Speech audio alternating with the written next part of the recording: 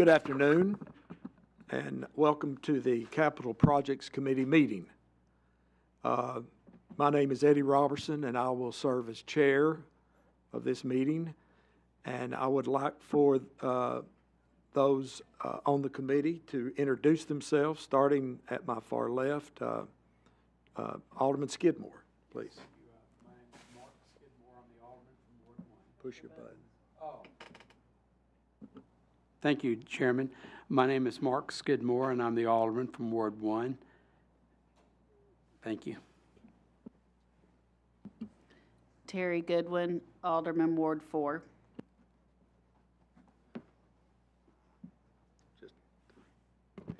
Lee Peterson, Alderman, Ward 2. Mayor. I'm Mayor Jamie Clary. I do not sit on the committee, but I'm happy to be here to take in some information and provide some input if asked. Thank you, Mayor, for being here. And for committee members, we do have a quorum, so we have an agenda. Have you had a chance to review it? And if you have, do I have a motion to approve or an amendment to amend it? I'll make a motion to approve. And I'll second that motion. Okay, we have, perfect. We have a motion and a second to accept the agenda. All those in favor say aye. Aye. All those opposed, it passes unanimously. Next, we have minutes to approve. This is our meeting of April the 25th, 2024, and the minutes have been sent to us prior, so if you have any questions, if not, I'll entertain a motion to accept those minutes. Have a motion and a second. Discussion. All those in favor say aye. Aye. And it passes unanimously. At this time, we will have an opportunity for citizens' comments. Mr. Eckenroth, did anyone sign up for citizen comments? Okay. We have no citizen comments, so we'll move right into the action items. For our transportation plan presentation, and Mr. Eckenroth, you're recognized. Thank you, Mr. Robertson. I will do the introduction for this, and then we will let staff take it. Just to give you a little background, this is an in-house transportation plan that we're doing with city staff. We are going to have a peer review on it, but some of the reasons that we're doing it in-house is that we feel like we're able to deliver it faster to Bowman, to the citizens. It is more cost-effective to do it in-house, a little more efficient, and we all live, work, and drive these streets every day. So when we went and we talked about these projects, we all came up with the same projects because we're grounded with the road network here. So for those reasons, we think there's some benefit to staff doing it. So staff largely is putting this together. Keith is kind of the lead on it. Sloan in the office is also putting all the graphics and coordinating all this. Sarah's heavily involved with it, and then Casey's doing all the public information piece of it too. So when we were talking about this, one thing we thought that the transportation plan might set itself apart is that we can all agree that transportation improvements are a good thing. Not everyone wants high density, not everyone wants certain commercial, but I think everyone wants road improvements. But even with what we think would be a consensus from the general public that they want these improvements, we're still including as part of this process a public survey option that's going to be presented to you today, and a public comment period, which could be today, and there's also going to be a public workshop where there's public comment. So even though we think this is going to be something that's going to be welcomed by the community, there are several opportunities for the community to give input on it. And I guess at a really high level, what this helps establish is priorities for us. There's a lot of competing priorities in the city, and this plan actually has projects competing against themselves for the top of the list. So this will help us long-range plan, it will help us budget, it will help us focus on what we need to do in the future in terms of transportation and the funding that's needed to get to those transportation goals. It's a very high cost to do some of these projects. Exit 8 is one we know is a very high cost. So it's something that we have to think about and prepare ahead of time. We can't be light on our feet with a $30 or $40 million project. So this will kind of help set priorities, and the ranking system will help do that, and we can long-range plan. So today is really an introductory of the plan. in terms of three things, and we're going to have staff talk about those three things. If you can go to the next slide, please, Jason. But the goal is we've put some of this together as what we think is a reflection of what we've heard from BOMA and from the community and from this committee. So, we really want the feedback from the committee so we can make sure that when this goes out and as we develop it, it really has your fingerprint on it, and it's something that it reflects the board's desire for the community. So we're going to go through three things here. One is ranking criteria, and Sarah's going to come up and talk about that. She is really going to focus on kind of the objective ranking criteria that puts these projects either in a higher rank or a lower rank. The timeline, Keith is going to come up and talk about that. He is kind of the lead on this project, so he has the schedule and the coordination of everything put together. And then Casey's going to come up and talk about the public survey portion and the public input portion of this process. So without further ado, I'll have Sarah come up and talk about the ranking criteria.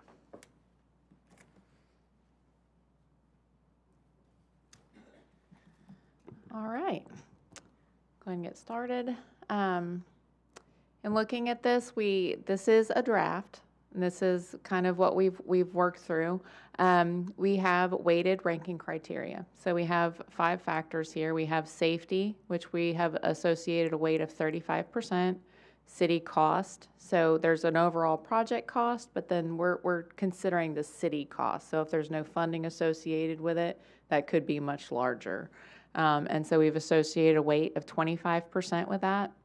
Traffic flow, we've associated 15%. ADT, which is the average daily traffic, which is also indicative of how many people an improvement may benefit. We associated 15%. And then critical facilities, we'll go through all of these more in depth, but critical facilities would be like schools, fire stations, the police department, things like that. Within proximity of a project, we associated 10%. So in looking at safety for the roadway, this is going to be roadway characteristics and crash data primarily. So we rated that at 35%. The way we've looked at these is from 1 to 5, 1 being a high priority. So we had done in 2020, we had looked at crash rates around the city for streets as well as intersections. And so we had data for that. So we had the highest crash rate, and we had a median, and then the low level. And so we were able to use that to associate priority for safety.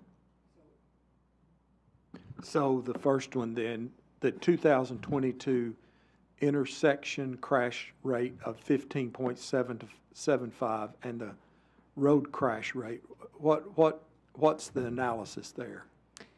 That it involves the crashes that happened within that time frame. The analysis time frame was a 3-year analysis time frame, which is typical.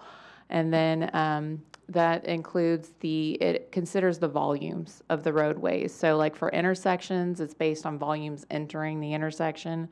And then for roadways, it's the ADT volume.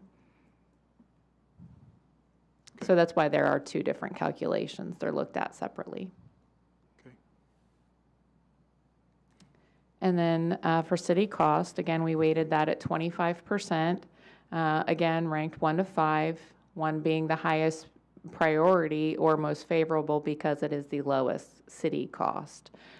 So it's 0 to 101,000 or 100,000.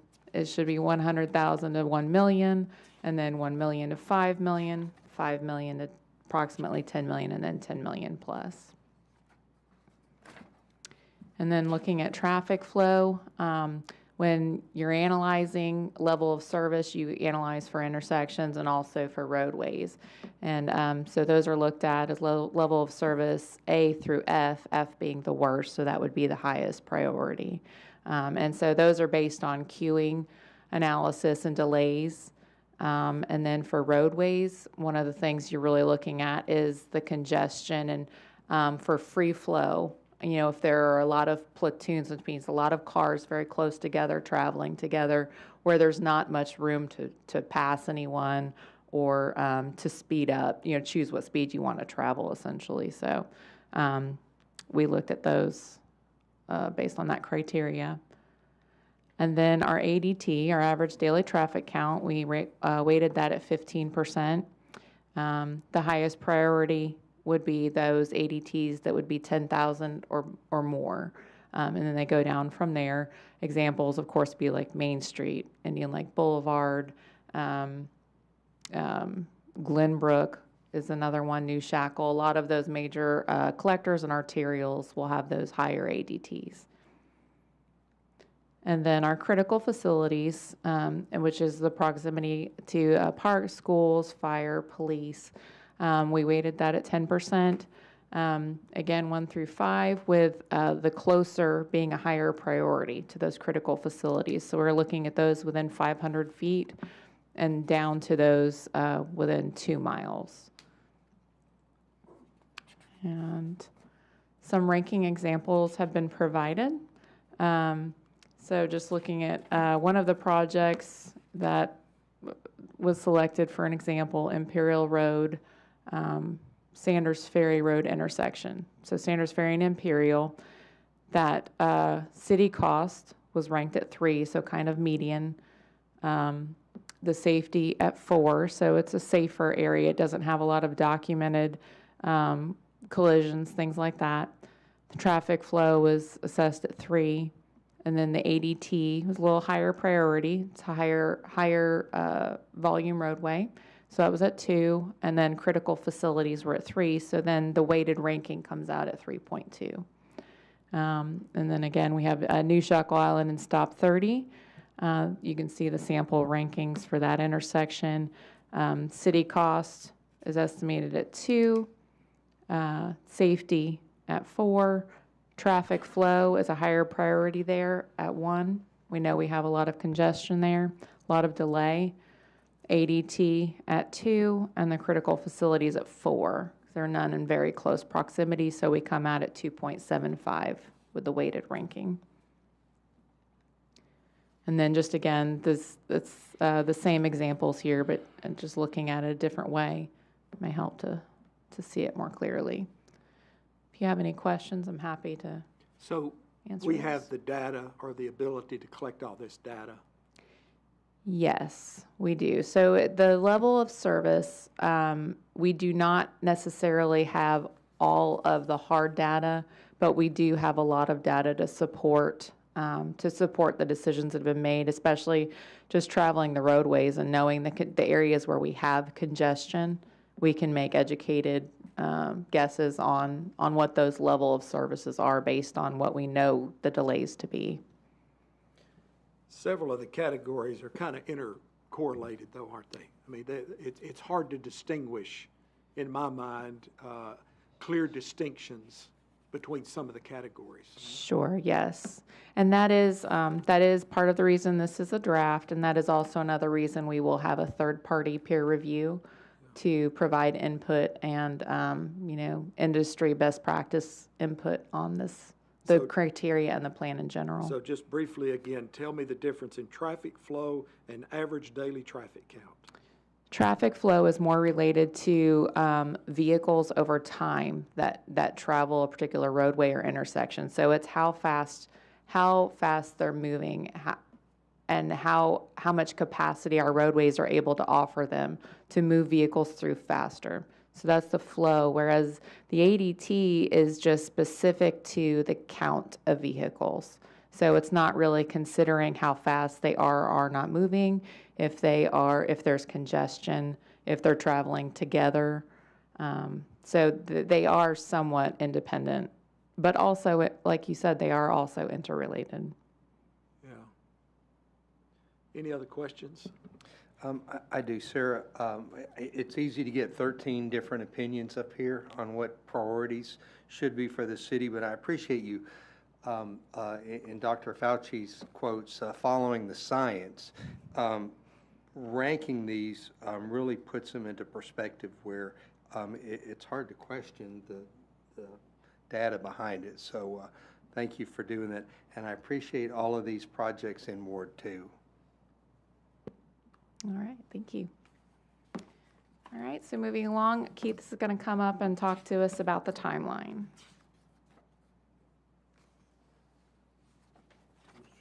Thank you, Sarah. I will go through this fairly quickly. We have a timeline, and there's a detailed timeline in the other packet that you have, but I'll just go through this on the PowerPoint fairly quickly. Every journey does start with the first step, and some of the first early steps we've already completed to get here this evening, and this timeline sort of outlines some of those things. And let me get to where we are this evening. And so where we are this evening, we are actually at step number 9 up there on the PowerPoint, and that's this particular meeting to get some input, give an overview to the committee to get some input back. Also, one of the things we're going to be completing kind of an early review draft, and again, everything we're talking about is early and in a very draft kind of format. But we're going to be getting an early version of kind of the skeleton of the plan to a third-party reviewer. So even though we're doing it in-house, we will seek out a third party to review and kind of give us some comments to make adjustments. So we're going to be involving a third party on that. The next area here. Keith, let me ask you a Yes, go right ahead. question. In I believe step 5. Yeah. So has the staff come up with a specific projects that we're looking at? There are projects that the staff has determined. A lot of those are ones everyone's aware of, so we will be coming up with a draft in this draft version that gets to BOMA and for the public and everything. That will be all laid out as to what all those different projects are. We don't have we don't have that here this evening, but we will have that here shortly as it progresses in the timeline. I would hope, just from my perspective, that the list of projects to be evaluated, that there is major input from aldermen on Yes. that, because they understand, the traffic problems within their wards. And so one may be left out. So on these steps, will there be an opportunity for us to, let's say you come up with 20 projects. Right. That, Alderman Goodwin might say, well, you left out this one, and this is a pretty, I get a lot of calls and a lot of complaints on it. Would you put that on your list? Yes. What step is that? Let me get to where that step is. That step would probably be where we're going to, just a second, probably the first opportunity to make significant changes. Although be aware with the Capital Projects Committee and any alderman that as we progress through this process and you have the early version of the document that you'll have, so we can always take input on that. But the first opportunity to go over the draft will be at this point will be another BOMA Capital Projects meeting / BOMA work session. And we're anticipating this to be a little different, not like this evening. It would be something where the public would be invited and the public could interact. So it would sort of serve as a public input as well. But through that process, then BOMA is going to have plenty of opportunity to say, hey, let's add this project or that project. One of the things the staff is trying to do is, in the draft of this, to get it started and to get the input from the public and from BOMA, is to limit what those are. So there could be 100, but it may be that it ends up being 30 or 40, and then there might be a couple to add, or there might be a couple to take off. And then, as Sarah was, detailing on the ranking, that's why this ranking is going to be so important. With projects that the staff may put forward or may get dropped or added, as this plan progresses, then the ranking is going to come very important. So somebody may have something they want to add on to it, but it may not rank. It may not even rank higher than anything that's on there. And we've kept this to so far as initially what the staff has looked at. We've kept this to projects that were big to medium size, medium size, not just little bitty little bitty projects.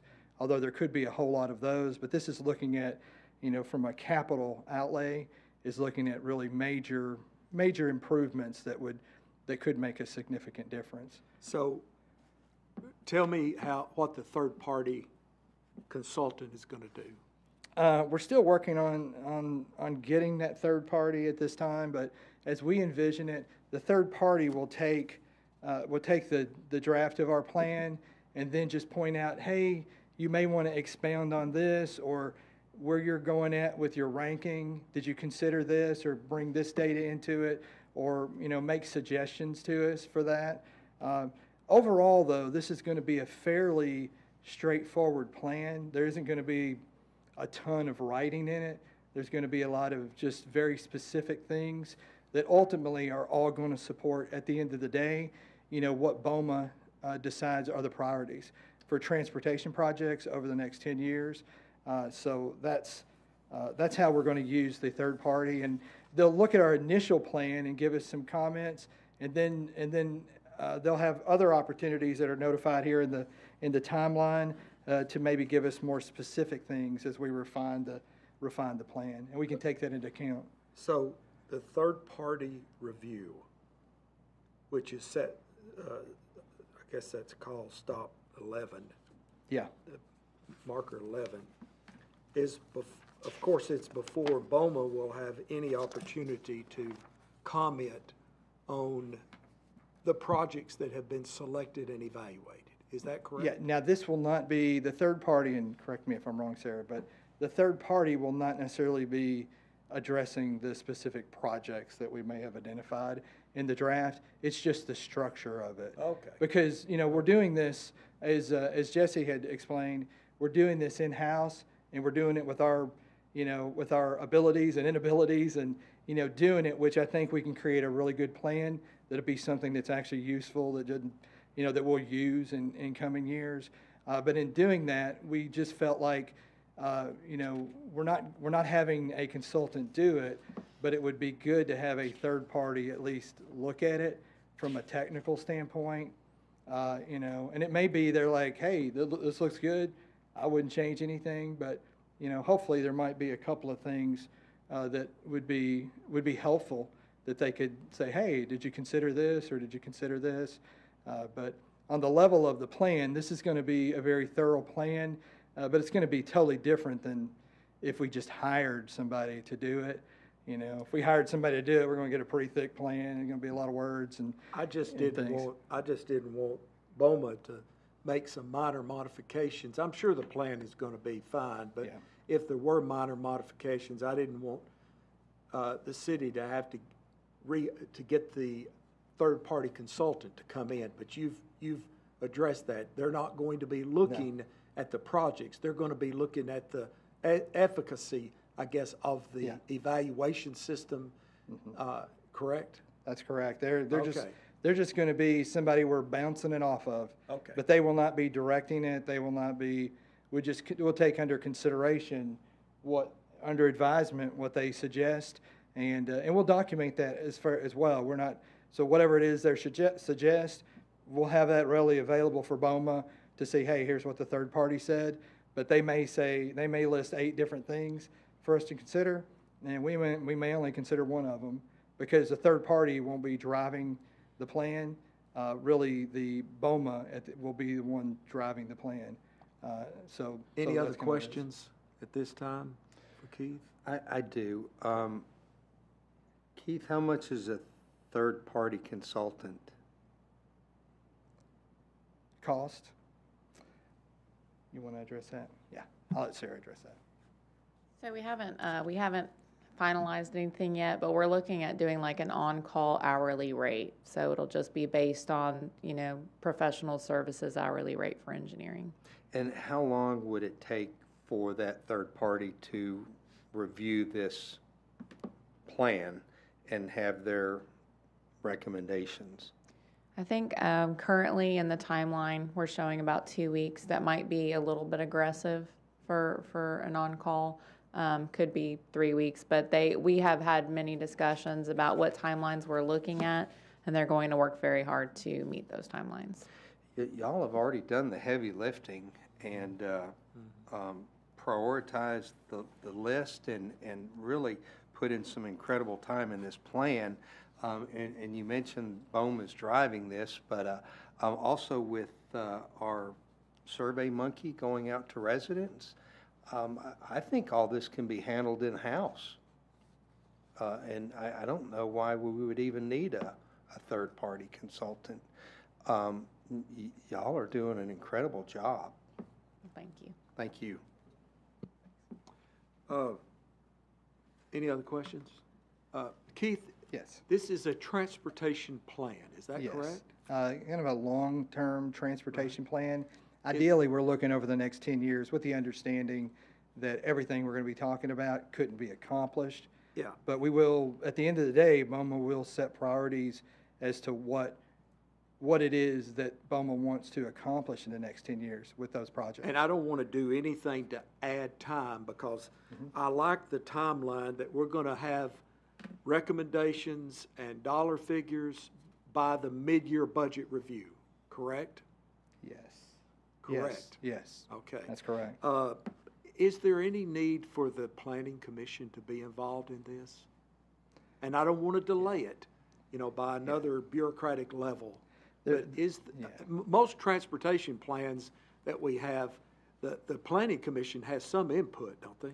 Yes, this would be something that these projects are more, the majority of these projects will be more needed transportation projects, but they wouldn't necessarily be reflected in our long-term transportation plan.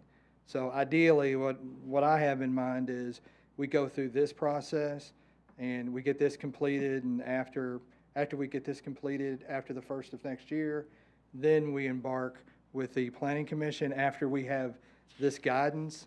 So for example, there could be 25, 45, transportation projects listed at the end of this whole thing. Then what I'll do is then work with the planning commission to go through a process for the future transportation plan. And of those 25, 45, whatever projects, there may only be 12 or 18 that we actually put in the long-term transportation plan. Because what that's doing on the transportation plan, that's where it's triggering, oh, you've got to build this road connection and those types of things. Or you got to improve this part of this road up through there. So all these different projects would not necessarily, even though they're long-term transportation projects, they wouldn't necessarily be, from a planning perspective, what we would put in that long-term transportation plan for future land use. It's kind of two different animals. Yeah. And this infrastructure improvements is part of the PIP funding. Yes, it could be. And remind me how much money that we spent out of that approximately $8 million for infrastructure. It was what, $200,000-300,000 for this next fiscal year. So I think it is important that we get these projects ready so we can fund some infrastructure as we promised taxpayers. And the whole idea of this plan is just a real straightforward, not overly complicated, but professionally thorough, but a very straightforward plan that says, hey, here are the projects, here are the transportation projects we need in our community, and then help us focus to say, for the next 10 years, here is the ranking, or here is the priority, and here are the projects that we're going to look for resource and try to accomplish, in the next 10 years. And so really, that's what this whole thing is about, so that not just for 1 year where we can say, hey, next fiscal year, we're going to do these transportation projects along with this plan, is to give a document that's, understandable enough and it's straightforward enough that we could use this every year for the next 10 years, as we make financial decisions about transportation improvements. Good. And it doesn't mean also, that doesn't mean in coming years that could not be adjusted. Yeah. But I think it could, if it had to be, you wouldn't have to redo the whole plan. You may just adjust the priorities. So, because there's, but the ranking will probably drive the priorities, in a lot of ways. Looks like a good timeline, Keith. Thank you. Okay. Thank you very Any much. other questions for Keith? Thank you. Okay, thank you, All Keith. right, And thank you. While we're changing actors, I'd like to mention that Alderman Bob Garza is here from Ward 3. So I just want to put that on the record. Bob, And- thank you for being here. And I'll introduce Casey Lamar that'll give an overview on the citizen survey. Okay? Thanks, Keith. So it'll be survey time again. So this will give us a chance to have a little bit of subjective data to go with all of the factual data that goes with the ranking that Sarah talked about. So we can kind of get into each question and kind of review it. We obviously want to define if they live in Hendersonville or outside of Hendersonville. We know that a lot of people travel through Hendersonville from other cities to shop or eat or do sports. So it is good to hear their opinions as well if they're coming here. But we do want to be able to differentiate the opinions between those that live here and those that don't. And then the other two questions really help us just kind of get the feel of where they think things currently are and where they would like us to put our money and put our focus on.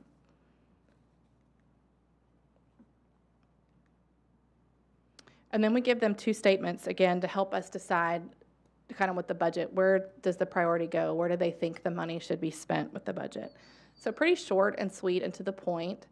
The goal would be to get this out as soon as possible. We would distribute it online. We would put it in the paper. We will print copies and have those at the front desk so that those who cannot fill them out online will have the opportunity to come by and fill them out. And then I will enter them in manually so that all residents, regardless of computer status, can have a way So- to fill it out. Casey, Yes, sir. road maintenance. Is paving part of road maintenance? Yes, sir. So, okay, is that what we're trying, what are we trying to evaluate here on road maintenance? Improvements or maintenance? So there's two questions. So the first one, Okay. if you look back, is should road maintenance be a top budget priority? And that details things like paving, striping, just maintaining the existing roads. Whereas the improvements are widening, more turn lanes, something different beyond just the maintaining what we already have. So we broke it out in two different ways. And you'll see a lot of the questions kind of overlap, so it's kind of asking the same things multiple times. And sometimes it's just a good way to really determine people's strong opinions. Are they just clicking boxes, or are they really reading the questions, and do they really feel strongly about particular things? So hopefully it will be a good way to look and kind of get some resonant input. And then also, as Keith mentioned, we will have the workshop here where we will encourage residents to come, and that will be their chance to kind of have an open forum to share thoughts as well. And when is the survey going out? Again, I look back on the list here. I believe if it's approved and you guys are good with it, we're going to roll it out tomorrow and leave it open for 2 weeks with a strong push. That gives us time to push it online, to kind of push it through the paper and other methods so that people have plenty of time. Let's see if we can beat the trash survey. Any questions on the survey? You have any other, Casey? Do we need a motion or just? I don't think so. I Silence think is we just golden. wanted to be sure you guys are good with this, that it included, things that Okay. you wanted to see, and if you feel good about it, we'll roll with it. Is that good? Excited to see results. Yeah. All right. Good. I think I'm going to turn it back to Jesse. Okay. I don't know. I've told Andy. All right, I'm going to recap it just real quick here. Thank you, Casey. When we go back to the scoring, some of these numbers, as we put the projects in, we're just going to kind of see how it ranks everything out, and we might adjust some of these numbers. So just so you know, this is a draft. We might adjust some of these things. The critical facilities, that's going to be if it's within the path. So just because you're 2 miles or 1,000 feet from a critical facility, if you're not within the path that you travel to that critical facility, it won't count. And when we're talking about ranking, the lower the number, that's the higher ranking. So 1s are ranked the highest, and a 5 is ranked the lowest. So when you see the New Shackle Island on the right here as an example, it's ranked higher at a 2.75 than the Imperial Road, which is a 3.2. And an important consideration when you talk about traffic flow and ADT is the average daily traffic. Traffic flow kind of is like congestion. So you can have a lot of cars go through an intersection, but if they're not congested, your ADT will be high, but your traffic flow will be very good. Where you could have a lot of cars go through an intersection, but if it's really congested, you'll have high traffic, and you'll have a high congestion. So traffic flow is a good way to think about that as a level of congestion. We're going to try and beat the timeline, but it's pretty detailed up here. If you guys see any adjustments, please let us know. And the survey was actually, I think, somewhat difficult because we said, well, if we put questions in there about maintenance, of course everyone's going to agree that the city should make roadway maintenance and improvements a top priority. But I think the way that Casey structured it in here, it will give us a good, kind of a good basis of what the main priorities are. And then, of course, the differentiation between should we just improve, should we just maintain what we have, or should we actually do some improvements too? So hopefully we get good results. I think we got over 2,000 results from the trash survey, almost 3,000, which is 1,000 times better than any other method that we've ever used before. And then I think we're going to let the paper know tomorrow too that the survey will be online too, so it'll be on for 2 weeks, and the paper will give a heads up about a week from now. Why don't we also let people know that we have copies here if they want to come by and fill it out? Because there's some people that don't have access online. I will So, put that in all the messaging I put out, and I'll let the paper know to put that in there as well. and you're going to let all the aldermen know that this, before this goes out, right, Casey? Okay, so they're, okay. And when we message it to go out too, we will also invite you guys to let us know if there's particular questions or projects that you have in mind now. You can go ahead and start to filter ideas or project areas to us now, and we can start to just plug those into our plan. So you don't have to hesitate on waiting to the workshop. You can go ahead and submit any ideas. You can just send them to Keith and I, and we'll start plugging them in the plan. So the survey is to evaluate, do we have a problem, and do you want us to fix it, right? Kind of a really high level. It is. We didn't go project specific because depending on where you live, that may or may not be important to you. So we went more high level, Okay. yes. Okay. Mr. Chairman? Yes. The survey Mayor? to me is also to make sure that we didn't miss something. I think we all probably go, similar routes all the time, and we notice some problems that are out there. There might be a cul-de-sac out there, there might be a entrance to a subdivision, something that might be very simple to fix that we may just not know that it has declined in the past year or the past 2 years.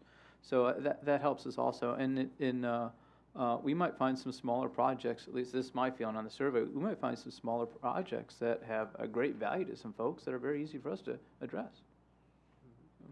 One other thing about overall is sort of the impetus of this, and talking with Jesse and talking with Sarah, is that we don't want to get in a situation 2, 3, 4 years from now that we have a group of folks or maybe a handful of aldermen that say, hey, I heard about this project, and this is the most important project in the city, and we need to do it right now. And it could have some popular support behind it, but it's very much anecdotal, very much subjective.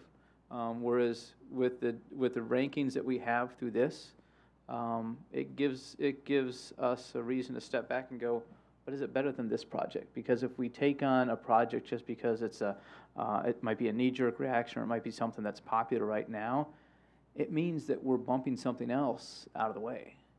And we want to make sure that if that comes up, that we've got some objective criteria to hang our hat on. Well said. Okay. Any final questions? Yes, Alderman Skidmore. Yes, thank you, Mr. Chairman.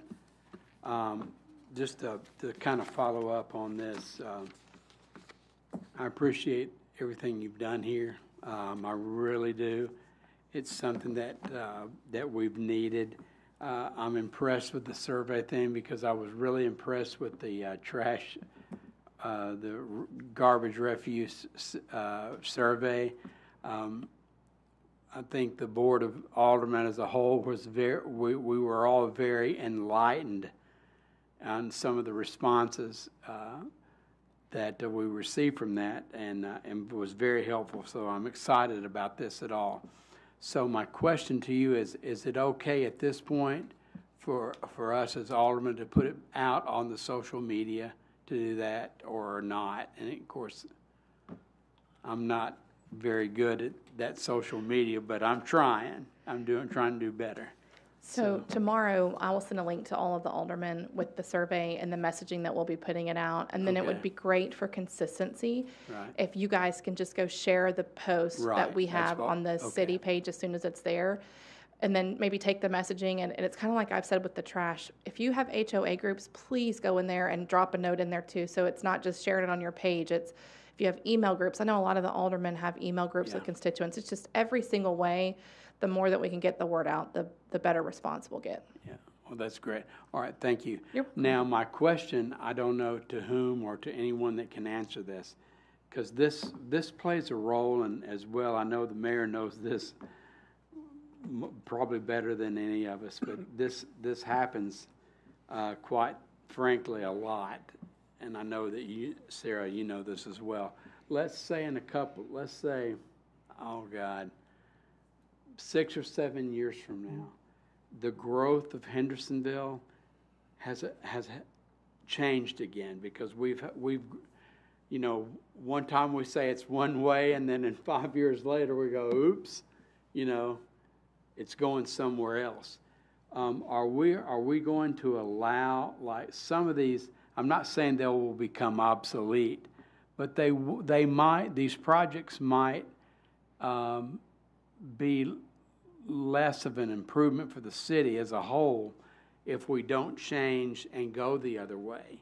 I'm not saying that it will, but I've just seen some things that have happened in our past that really we probably should have done. Are we going to allow that to happen instead of just having a set goal and say, okay, this is the way it is, and we're not moving, deviating from it? So I'll give you a great example, exactly what you're talking about, was the new Greenway. Yes. Now we're being asked about crosswalks there. We had never really thought about that before. Right. And within a couple of years, that's really going to be a huge need there.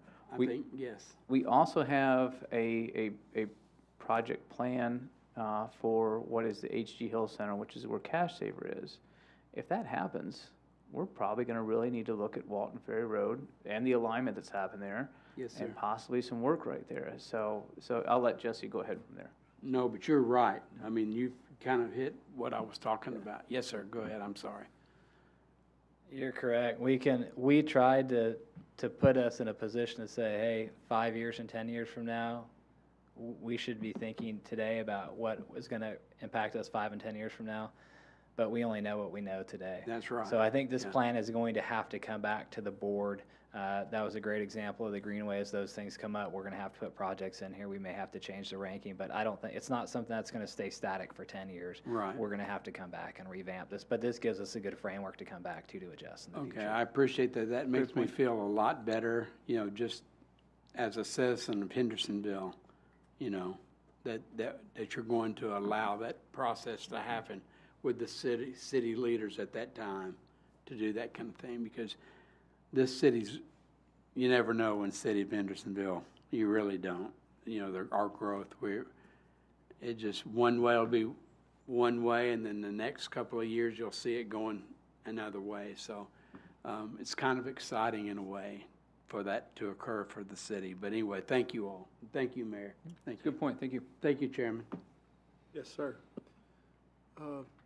Okay, Sarah, you've got some update on some projects, and you know we're going to have some questions about these, so, Yep, I'm ready. okay? All right. Get started. This is just outlines our agenda. We have the Drakes Creek Roundabout, Drakes Creek Stop 30, signal synchronization, and then Walton Ferry Old Shackle. So we get started with Drakes Creek Roundabout. The estimate is the same as it was before, so no changes there. Much of what you see here is the same. The current status, we are currently in the process of having updated appraisals to make sure that we meet all the requirements of the Uniform Act, especially since we are using federal dollars for the construction portion of this project. And so those are anticipated to be completed, 2 of them within the next week, and then the following 3 would probably be within the next month or so. So, how many appraisals have we had done on the property that's affected here? Will this be the 3rd appraisal? This would technically be the second Second. full appraisal. Yes. Yeah. and that will give us the most current evaluation of the That's right. property that we're trying to acquire. Yes, that's correct, yes. And then we'll have a 30-day review period after that. We have another party that is required to review the appraisals, but they've agreed to a 30-day turnaround on that, or as quick as possible, and they have been very quick on some of the other projects, so. Now, and the mayor might want to comment on this. This project has some pretty firm deadlines. It does. Are we going to meet those deadlines? We have worked out a schedule. The consultant, I worked out a construction timeline. Our consultant also has provided almost very similar timeline. If we begin construction in early 2025, then we would be on schedule to meet that timeline. And has the mayor, have we hired an attorney, a right-of-way, an attorney? Well, we've hired a couple. Probably Sarah should answer that best. Oh, we've actually only hired one attorney, sorry. We've hired a couple Yes. appraisers. Yes, yes. So we Lance have, requested. and yes, we do, I believe Lance has coordinated with another attorney for the project. And then we also have an acquisition agent, which is a sub-consultant to the design firm that we're using. Okay. Questions? Yeah, Sarah, have all the easements been purchased? No, that's what we're going through an appraisal process for right now to update to the current market values. Okay, how many easements have been purchased and how many remain? Currently, none have been finalized, purchased. So we have 5 total that will need some right-of-way and easements from 5 properties. So we had 3 signed agreements, but we're updating those values. So nothing has been finalized or closed on. We feel pretty good about 3 of those. Okay, that's good. What about the remaining 2? We're going to go back to them once we have the updated appraisals and work through the acquisition process once more. They were not agreeable the first time we went through the process. Okay, but hopefully they will come on board. That would Do be we the hope. anticipate, or would we have to Well, this addition, condemn that property? so this additional step will make it hard for them to convince anybody that it's worth what they're asking for it. Can the city just condemn it?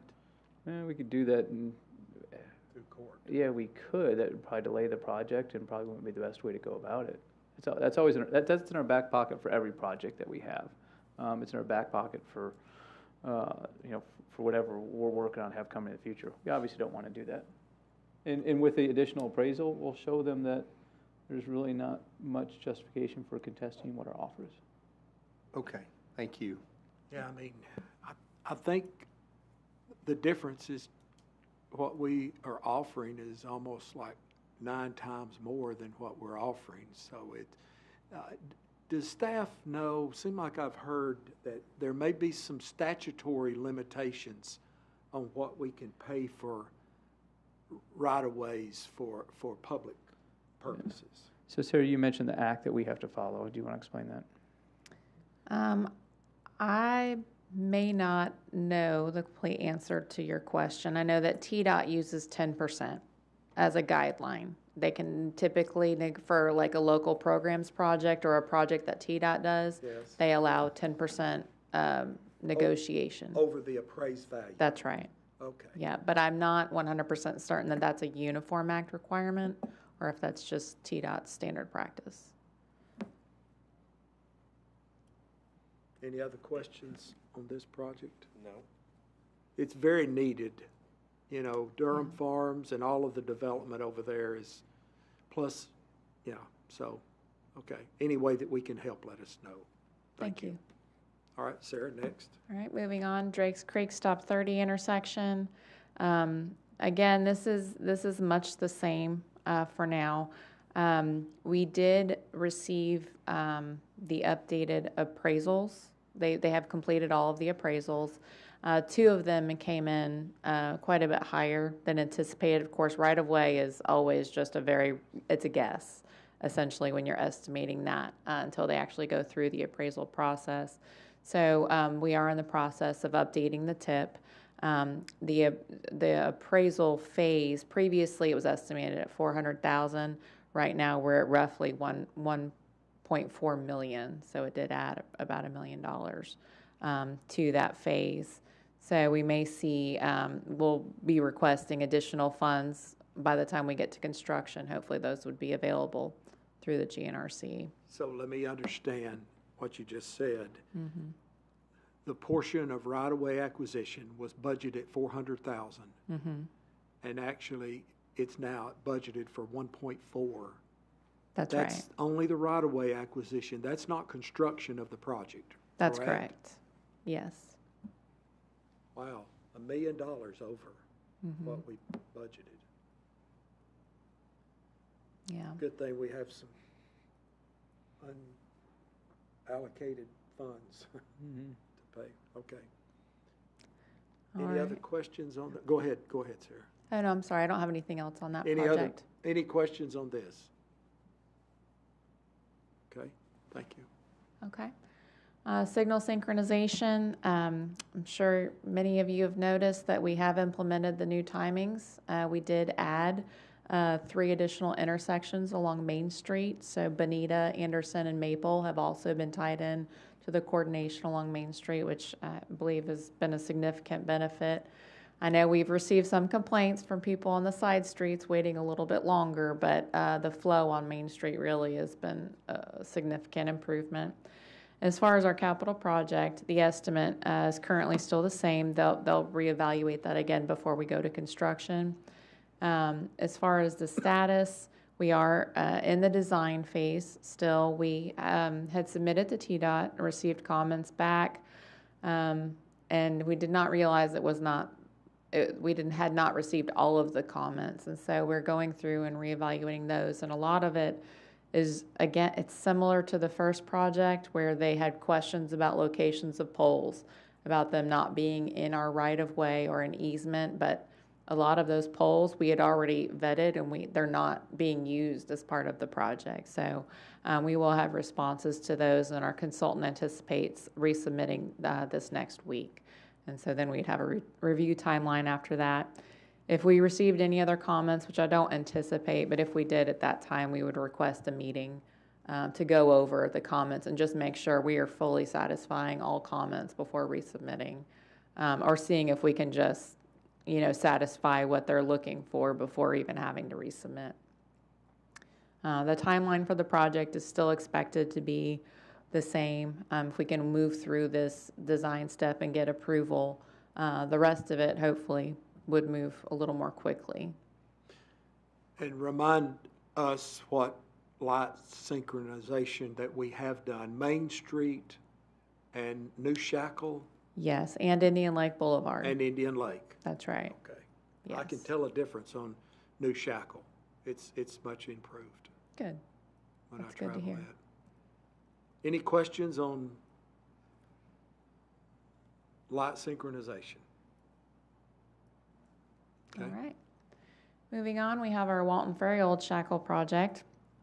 You might have noticed if you've been through that area of Walton Ferry and Old Shackle recently, they have started some of the utility relocation. So Piedmont's been out there, and then they anticipate NES probably starting shortly thereafter. So that's good news. They did expect the relocation timeline to be, I believe it was 9 to 12 months. So they're getting started. They broke ground. It's really happening. We did, the last time we met, the estimate for this project was roughly 25 million. It was a little over 25 million. We did receive updated numbers from TDOT.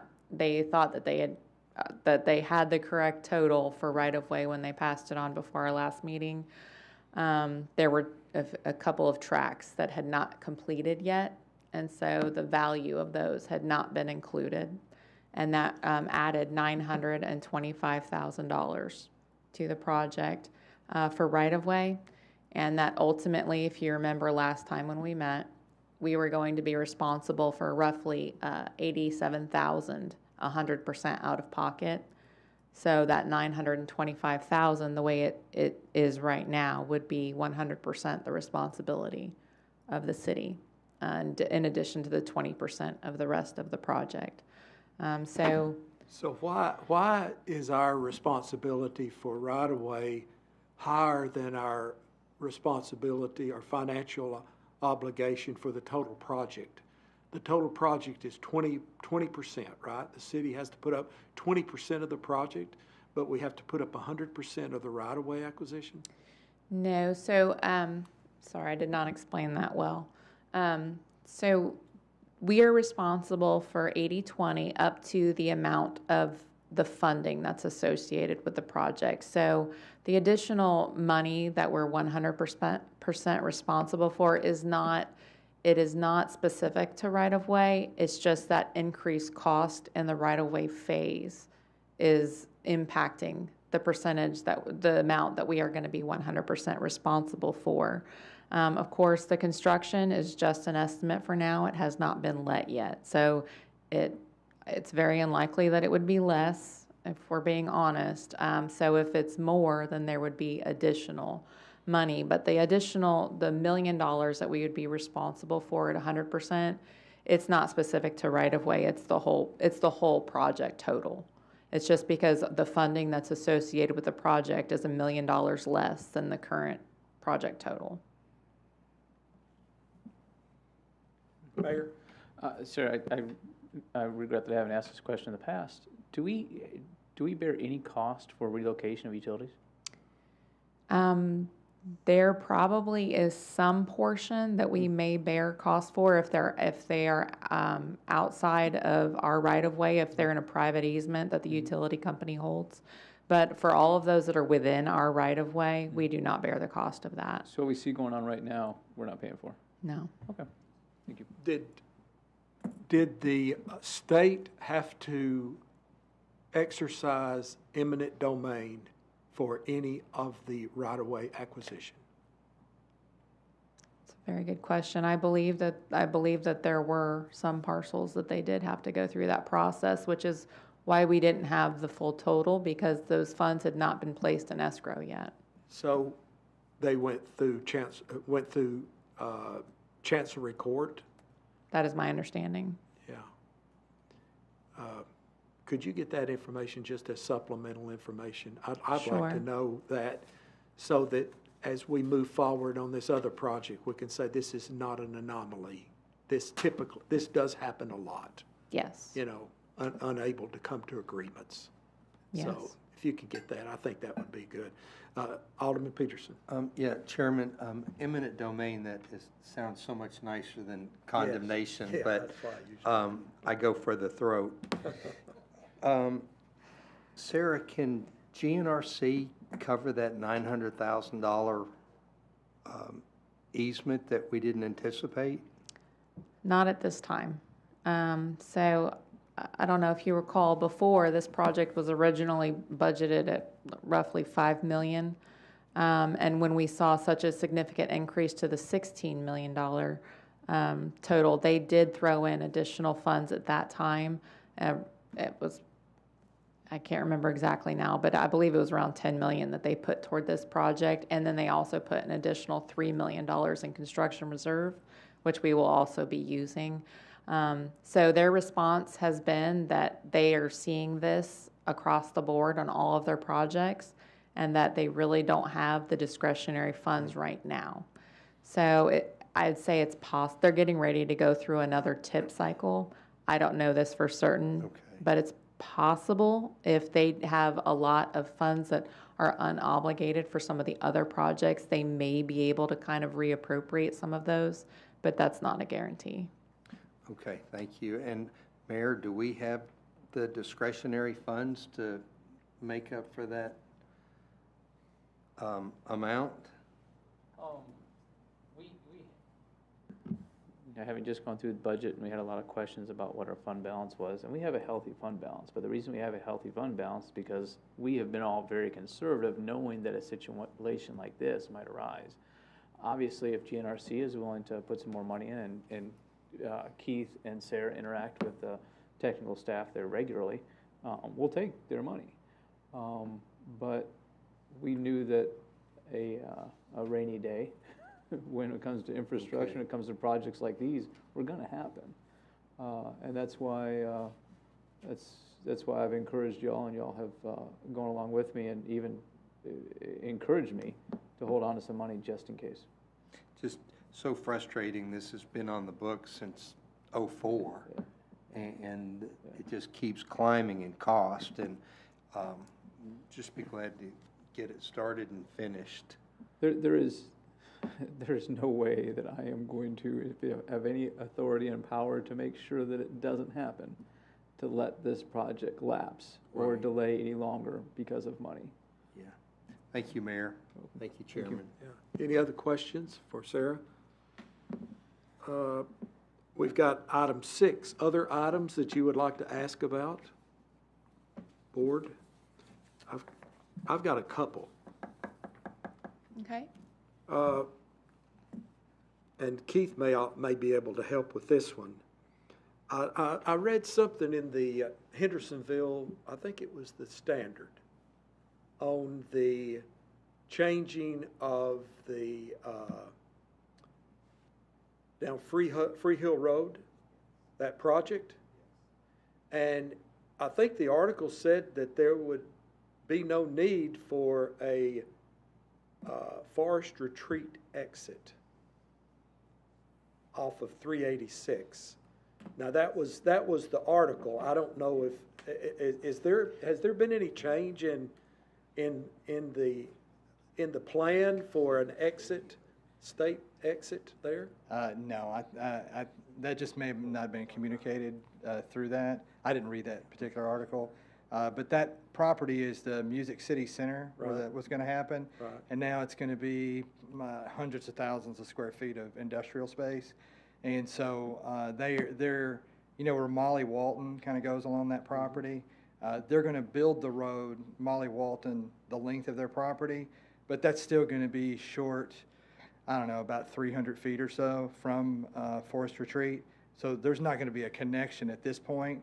Hopefully, we're hopeful in the future there would be a connection, but with the interchange at 386, as far as we know, that's still on schedule.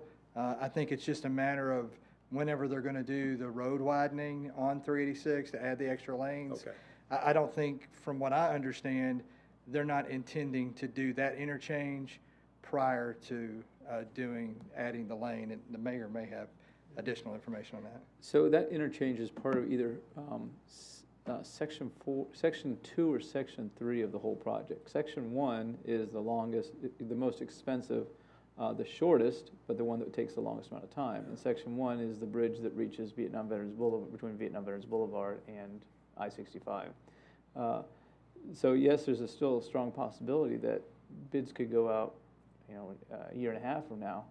But it's really it's going to be for just the section of road that is in Davidson County.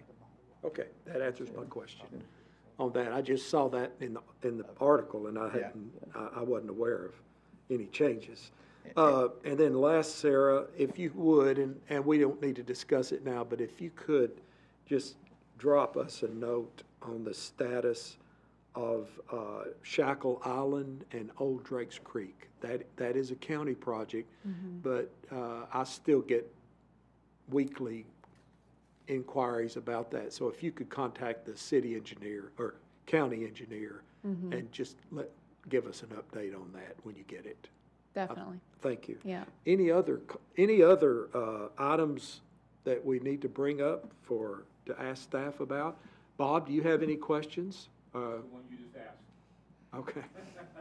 About the exit? No, about the project Yes. you were talking about. Yes. I get that. Yes. Further down the line, still come down to Shackle Island. Yes. Yeah.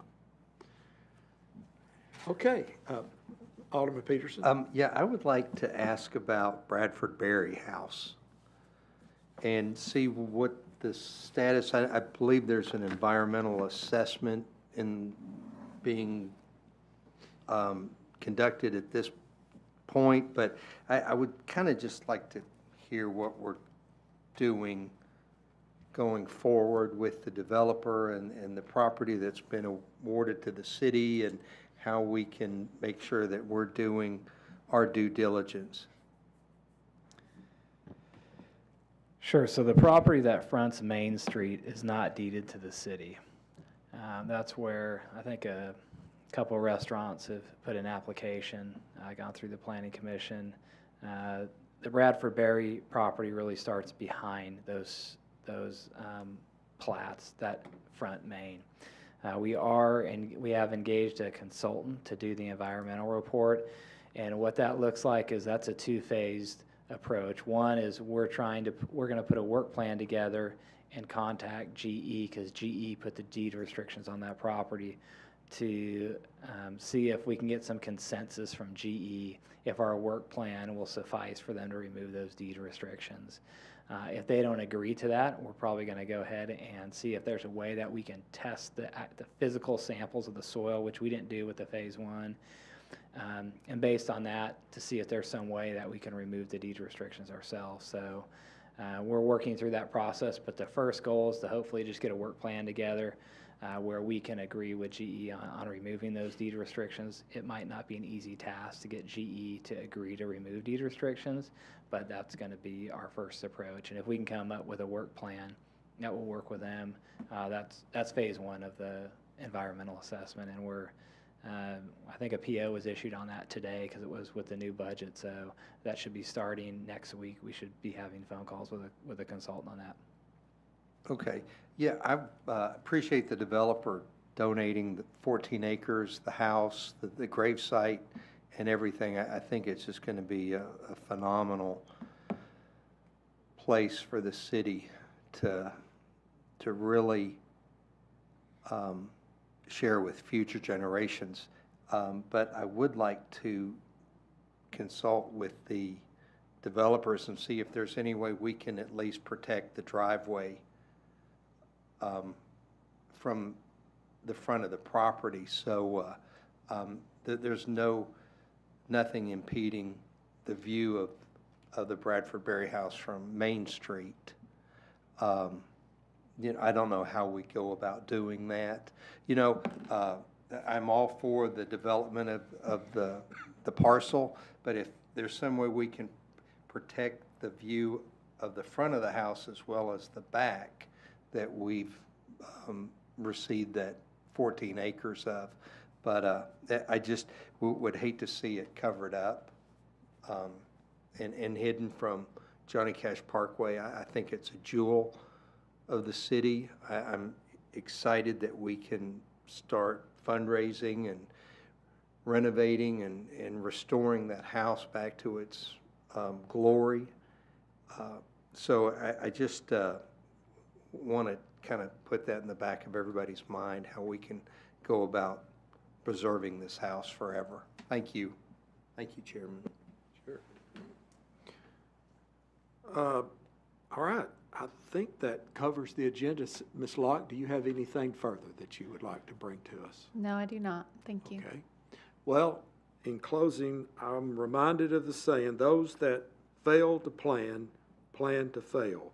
I'm glad that we are working on a plan to comply with the referendum that the city passed so that we can make some improvements in infrastructure. So thanks to the staff, thanks to all of my fellow aldermen, to the mayor.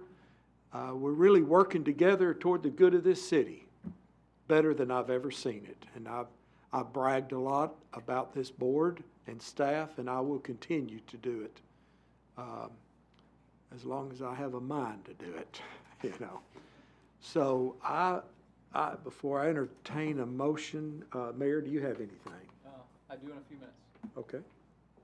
Oh, you do in a few minutes. Okay. All right. So I'll take a I'll motion. make a motion to adjourn. Motion to adjourn and Second. second by Alderman Peterson. All those in favor say aye. Aye. We are adjourned. Thank you.